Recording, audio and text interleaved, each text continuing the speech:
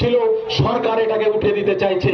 তার মানে আপনার দেশ ভাগের সময় বা অনেক আপনার দম্পতি তারা দেশকে বলেছে, আমাদের ওয়াকফ বোর্ডকে বলেছে যে আমার এই সম্পত্তি, আমার এই ঈদগাহ বা কবরস্থান আমি আমার এই মুসলিম কমিউনিটির জন্য দান করে দিলাম, কিন্তু কোনো কারণবশত তার জমি আপনার কাগজপত্র সংরক্ষণ করা যায়নি, বা হয়তো আপনার অনেক রকমের সমস্যা আছে।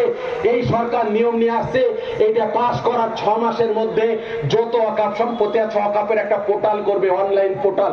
সেই পোর্টালে সমস্ত জমি সম্পত্তির যে কাগজ আছে সেটা এন্ট্রি করতে হবে। 6 মাসের মধ্যে যদি এন্ট্রি না করা হয় তাহলে আপনার এটা ওয়াকফ হিসাবে গণ্য হবে না। তার মানে বুঝতে পারছেন 50% সম্পত্তি ওরা এমনি এইভাবে দখল করতে চায়।